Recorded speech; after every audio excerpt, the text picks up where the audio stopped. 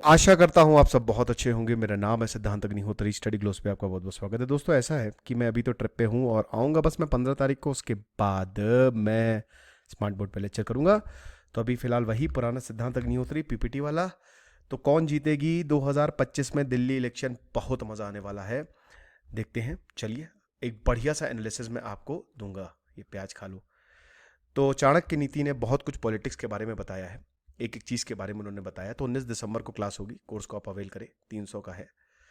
तो सबसे पहली बात, क्या कांग्रेस, बीजेपी, आम आदमी पार्टी, इनमें से कौन दिल्ली का असेंबली इलेक्शन जो 2025 में होने वाला है वो जीतेगा? पिछले 2 बार से, इनफैक्ट 3 ही मैं बोलूंगा, आम आदमी पार्टी बाजी मार रही है।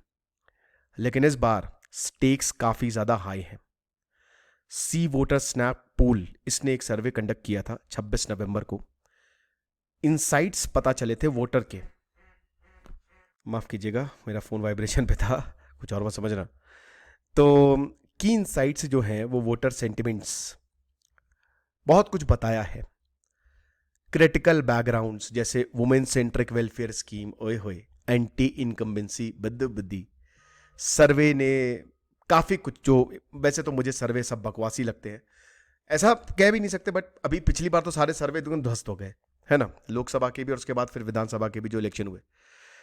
क्योंकि मुझसे तो आज तक किसी ने पूछा नहीं कि आप किसको वोट करेंगे, कम सैंपल साइज होता है। तो 2024 का लोकसभा इलेक्शन और 2020 का असेंबली इलेक्शन जो हुआ दिल्ली का, उसमें भाई जो पार्टी थी, ठीक है, और जो पार्टिसिपेंट्स थे, एक ही पार्टी को चुना था। लेकिन इस बार अलग है भाई। 2024 के जो जनरल इलेक्शन बहुत अच्छा नहीं कर पाई बीजेपी, इससे उभरेगी। आम आदमी पार्टी के करप्शन पे एलिगेशंस, एंटी इनकम्बेंसी, काफी लंबे समय तक आम आदमी पार्टी रही। एंटी इनकम्बेंसी अपने आप में ही बहुत बड़ा चैलेंज होता है। बहुत कुछ, यशवंत देशमुख जो सेफोलॉजिस्ट है और फाउंडर है सी वोटर के, वो बताते हैं कि देखिए, कोई डायरेक्ट एंटी इनकम्बेंसी केजरीवाल के खिलाफ नहीं है। अरविंद केजरीवाल से लोग खुश है, लेकिन फिर भी आम आदमी पार्टी के जो एमएलएज हैं उनसे प्रॉब्लम है, उनसे दिक्कत है। क्योंकि लगातार अंडर परफॉर्मिंग कैंडिडेट बार बार फेल हो रहे हो, उसके बाद भी तुमको मौका दिया जा रहा है। कुछ तो गड़बड़ है दया। केजरीवाल एक पॉपुलर लीडर है, बट वोटर्स अपने एमएलए को नहीं जानते। आप समझ रहे हो? तो एक तरीके से एक इलेक्टोरल शिप है। It is not anti incumbency, it is pro incumbency. जैसे शीला दीक्षित दिल्ली में वो लगातार चुन के आई, 20 साल तक चुन के आती रही। लेकिन अभी मध्य प्रदेश और महाराष्ट्र में जो गजब की बीजेपी को जीत मिली है, हरियाणा में एकदम वक्त बदल दिए, जज्बात बदल दिए। ये जो जीत मिली है ना, वो साफ साफ बताता है कि प्रो एंटी इनकम्बेंसी वाली चीज है ही नहीं है भाई। अच्छा काम करोगे, लोग भर भर के वोट देंगे। केजरीवाल की जो लिकर पॉलिसी है वो एक सिग्निफिकेंट लाइबिलिटी हो सकती है। जो फीमेल वोटर्स है दिल्ली में, उन्होंने नेगेटिवली इस पे इंपैक्ट किया है कि भाई शराब शराब ये क्या बकवास है ना। लेकिन हाँ, एफर्ट तो करने पड़ेंगे, क्योंकि बीजेपी आपको पता है जबरदस्त पॉलिटिकल मशीन है और इतना आसान नहीं होने वाला। रेवड़ी कल्चर, भाई अजीब बात है, बीजेपी कह रही आम आदमी पार्टी का रेवड़ी कल्चर है। अब बीजेपी खुद, बीजेपी के सारी पॉलिटिकल पार्टी रेवड़ी कल्चर पे ही पूरा का पूरा फोकस्ड है। मुझे लगता है आप बीजेपी को इस पे नहीं अटैक करना चाहिए, वो फंस जाएंगे बहुत बुरा, है ना।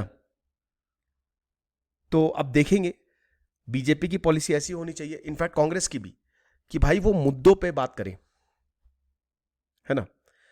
साथ ही साथ कांग्रेस की बात करें तो भाई उनका क्या ही बता, वो फॉल्स सेंस ऑफ ऑप्टिमिज्म में है। 2024 के जनरल इलेक्शन भाई वो बहुत अच्छा नहीं, 99 सीट जीती है मेरे भाई। हारे हो तुम, अच्छा परफॉर्म किया है नो डाउट, लेकिन आप जीते नहीं हो। और उसके बाद हरियाणा, महाराष्ट्र और एमपी में आपने देखा आपके साथ क्या हुआ। आपको भी मुद्दों पे काम करना पड़ेगा। मुद्दा पकड़िए, हिट करिए, आप जीत भी सकते हैं, बहुत जबरदस्त तरीके से जीत सकते हैं, सबको हरा सकते हैं, है ना। लेकिन ये फॉल्स सेंस ऑफ ऑप्टिमिज्म नहीं चलेगा।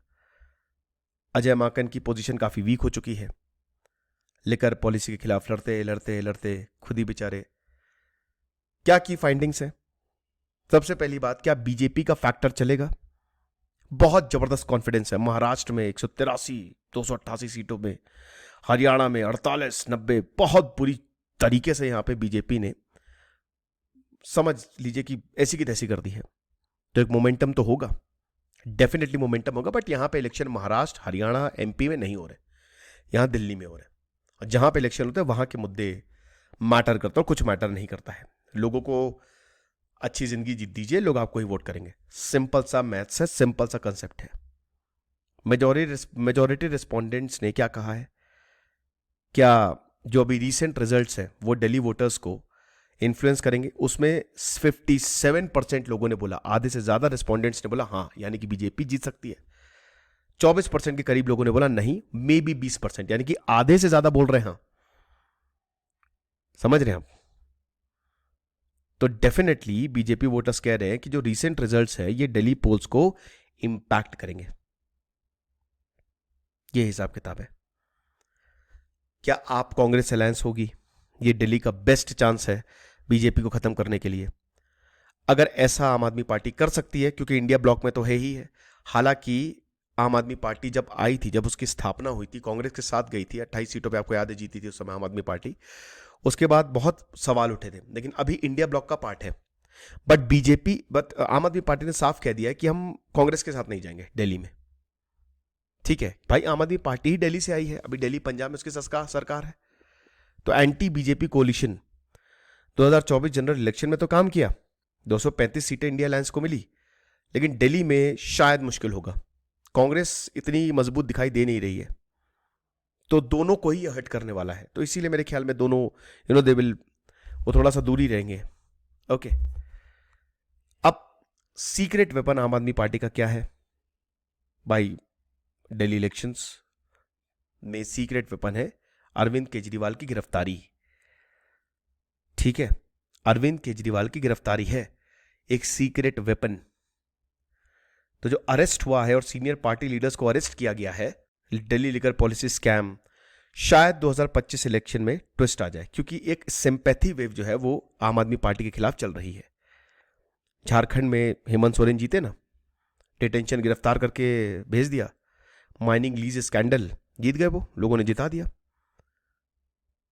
और ये हो सकता है, लेकिन शायद ऐसा केस यहां पे ना हो जो जेएमएम झारखंड मुक्ति मोर्चा के साथ था, हो सकता है यहां पे ना हो। ठीक है, लेकिन जीते तो 81 सीटों में से 51। सिचुएशन यहां पे आम आदमी पार्टी के लिए यहां से थोड़ी सी डिफरेंट है। सर्वे के मुताबिक आधे से ज्यादा कहते हैं, 52.2%, कि सिंपैथी वोट एक बहुत बड़ा फैक्टर होगा। तो आप सोच ही सकते हैं। उसके बाद क्या दिल्ली वुमेन वोटर्स 2025, भाई 50% आदमी तो 50% औरत भी तो हैं। अब जो वेलफेयर स्कीम्स दी हैं, लेकिन देखिए ध्यान दीजिएगा, बीजेपी ने भी जो वेलफेयर में स्कीम फेंक के मारी है, महाराष्ट्र में भी और एमपी में भी, सीधा पैसा 250-1500 रुपए आपके अकाउंट में, लाडली बहन योजना, बहुत जबरदस्त। तो वुमेन सेंट्रिक वेलफेयर स्कीम क्या एक डिसाइसिव फैक्टर होगा? बिल्कुल होगा, बिल्कुल होगा। सर्वे बताता है कि जो substantial number of voters, specially BJP supporters, वो ये बोलते हैं कि जो वुमेन सेंटरिंग स्कीम है, इसी वजह से ही बीजेपी जीती है। ये मंत्रा है। आम आदमी पार्टी इस समय पावर में है, वो इसका यूज उठा सकती है, यूज कर सकती है इसको बहुत अच्छे से। ये चीज है। उसके बाद जो बीजेपी का स्लोगन है, अगेंस्ट ऑपोजिशन यूनिटी, उसका कोई इंपैक्ट होगा? एक है तो सेफ है, बटेंगे तो कटेंगे। महाराष्ट्र में चला ये, यूपी में बाइपोल्स में भी चला, लेकिन शायद दिल्ली में ना चले। स्टेबल ऑप्शन हो सकता है, लेकिन सर्वे के हिसाब से ये स्लोगन जो है ये दिल्ली के इलेक्शन में इंपैक्ट करेंगे, ये भी बोला है। और आखिरी, और एयर पोल्यूशन कितना बड़ा फैक्टर होने वाला है। लगातार डिटोरिएट होती जा रही है, 400 के ऊपर अभी AQI पहुंच गया है। तो एक्सट्रीम पोल्यूशन बहुत बड़ा एक फैक्टर होगा, और ये आम आदमी पार्टी के खिलाफ जाएगा। 40.1% वोटर कहते हैं कि एक सबसे बड़ा डिसाइडिंग फैक्टर जो होगा वो एयर पोल्यूशन है। बीजेपी इस पे कैपिटलाइज करने वाली है, आम आदमी पार्टी की सरकार है। किस्मत खराब है आम आदमी पार्टी की, क्योंकि दिल्ली में सबसे ज्यादा पोल्यूशन और वही पावर में है। तो आम आदमी पार्टी की स्ट्रैटेजी क्या रहेगी? फुल कैंपेन मोड में है वो, वेलफेयर स्कीम पे फोकस रहेगा, ग्रास रूट आउटरीच रहेगी। केजरीवाल ने पद यात्रा शुरू कर दी है, पब्लिक इंगेजमेंट शुरू कर दिया है। मुख्यमंत्री महिला सम्मान योजना, 1000 रुपए हर महीने दिए जाएंगे औरतों को जो 18 साल से ऊपर है। 2000 already allot, 2000 crore already allot कर चुके हैं बजट में, लेकिन शायद 45 लाख वुमेन है दिल्ली में, तो लगभग 4500 करोड़ की जरूरत है। फ्री बस राइडिंग स्कीम जो कि 2020 में शुरू हुई थी, वो एक मेजर क्राउड पुलर रहेगा। 5,000 टीम्स ऑफ फीमेल वर्कर्स आम आदमी पार्टी ने मोबिलाइज कर दी हैं। 50,000 मीटिंग्स 70 कंस्टिट्यूएंसीज में हो रही है। रेवड़ी पर चर्चा कैंपेन एक प्लेटफॉर्म बन गया है आम आदमी पार्टी वेलफेयर एजेंडा का। फ्री इलेक्ट्रिसिटी, वाटर एजुकेशन, मोहल्ला clinics, pilgrimage schemes for elderly, financial assistance for women, ये सारी स्ट्रैटेजी जो है काम कर रही है। कांग्रेस पूरी तरीके से डिसअपियर हो चुकी है। नहीं समझ में आ रहा है कांग्रेस जाए तो जाए किधर, but Congress will be happy because आम आदमी party is the member of the alliance, so not an issue. But BJP इस समय अपने फुल मोड में है और बीजेपी घर तक पहुंचेगी, बेडरूम तक पहुंचेगी, वोट मांगेगी और आम आदमी पार्टी को सोच लीजिए आप, है ना। तो देखेंगे दिल्ली में लगभग 1.5 करोड़ के करीब रजिस्टर्ड वोटर्स हैं, ठीक है, जिसमें आधी औरतें हैं। 6.7 मिलियन यानी कि लगभग 70 लाख के करीब जो औरतें हैं, जो वोटर्स हैं वो औरतें हैं, ठीक है।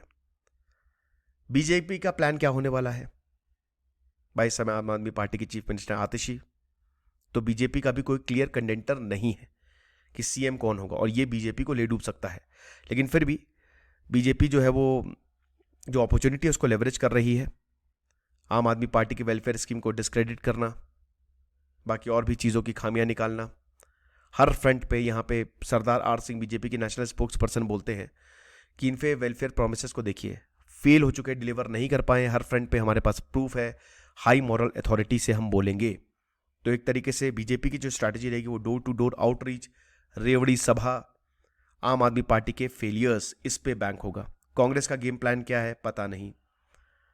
ठीक है, कांग्रेस गियर अप कर रही है, अपना स्पेस ढूंढ रही है। दिल्ली कांग्रेस चीफ देवेंद्र यादव ने काफ़ी वोकल हुए हैं वो कि हम अकेले ही जाएंगे, कोई बात नहीं।